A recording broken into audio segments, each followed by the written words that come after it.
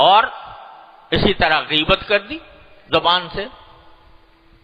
تو زبان سے غیبت کر دی، اللہ تعالیٰ کی دی ہوئی نعمت کا غلط استعمال کیا، غیبت کی، اور اس غیبت کے نتیجے میں وہ ایک زبردست گناہ وہاں لکھا گیا،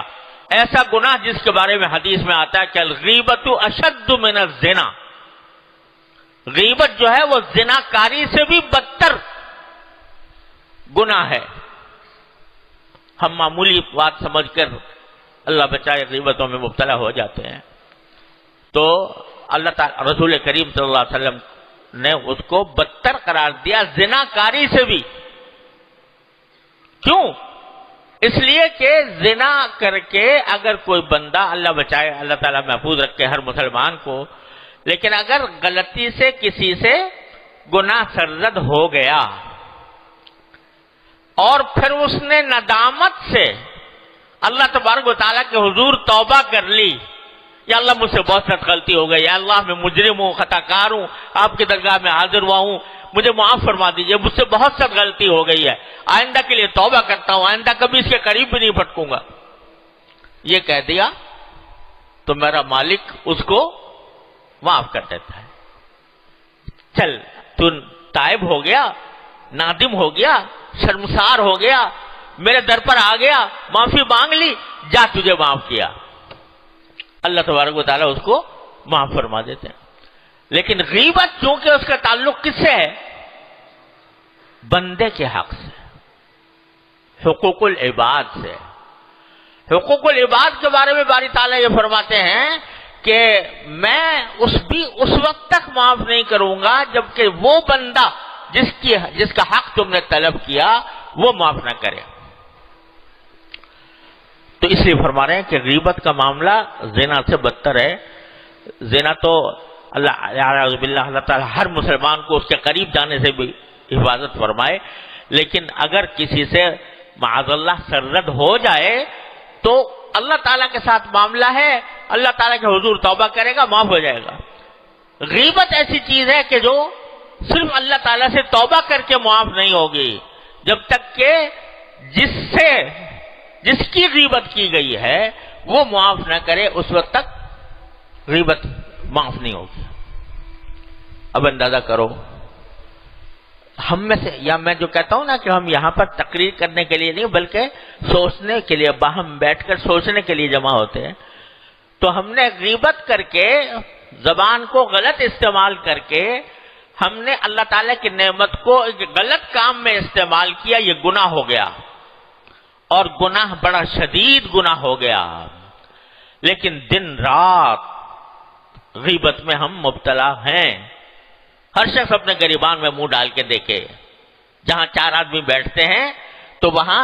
بیٹھنے کے اندر یہ گناہ ہو جاتا ہے۔ اور قرآن کریم نے اتنی گویا شناعت بیان کی ہے اس کی، یہ فرمایا کہ یہ ایسا ہے جیسے مردہ بھائی کا گوشت کھانا۔ مردہ بھائی کا گوشت کھانا،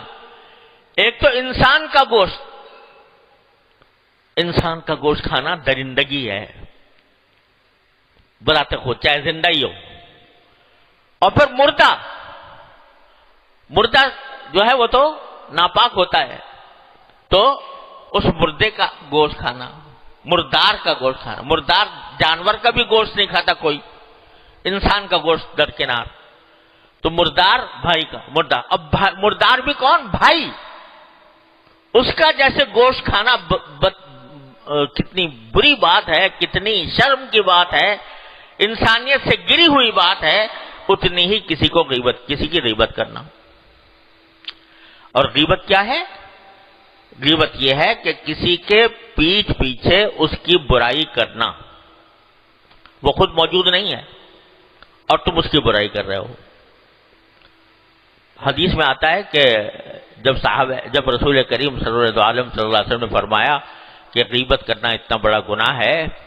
تو صحابہ کرام میں سے بعض نے پوچھا کہ یا رسول اللہ، اگر ہم کسی کی برائی کر رہے ہیں اور وہ برائی واقعی اس میں موجود ہے، جھوٹ نہیں بول رہے ہم، واقعی اس میں برائی ہے، تو کیا پھر بھی غیبت ہوگی؟ تو رسول کریم صلی اللہ علیہ وسلم نے فرمایا کہ اگر وہ برائی اس کے اندر موجود ہے تب تو یہ غیبت ہے، موجود ہے تب بھی غیبت ہے، اور اگر موجود نہیں ہے غلط الزام لگا رہے ہو تو یہ بہتان بھی ہے، غیبت بھی اور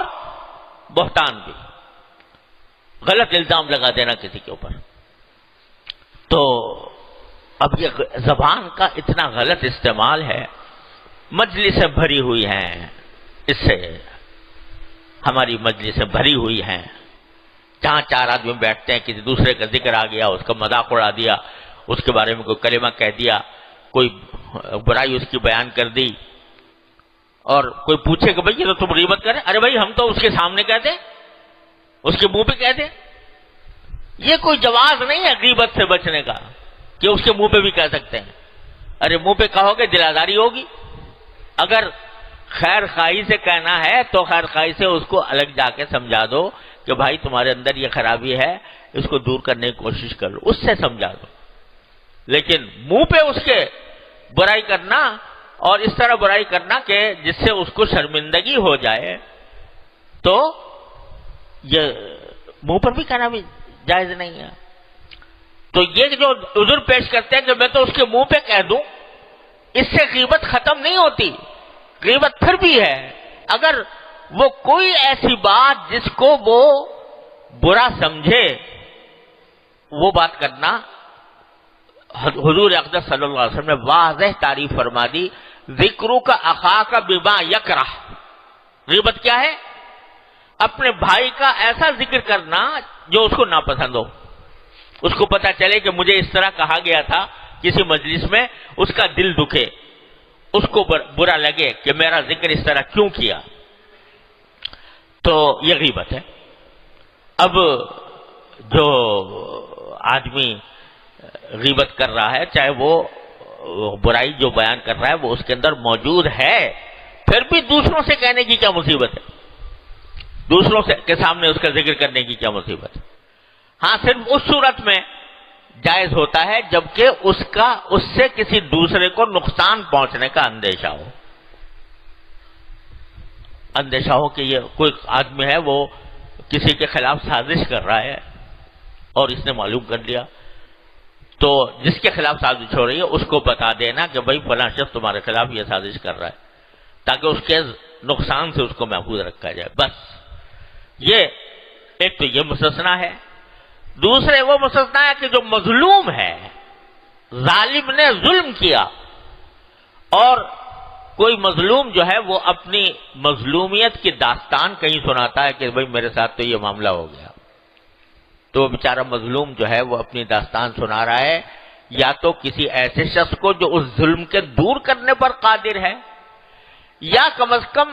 اپنے دل کی بھڑاس نکالنے کے لیے کسی کے سامنے کہتا ہے جو میرے ساتھ یہ ظلم ہوا،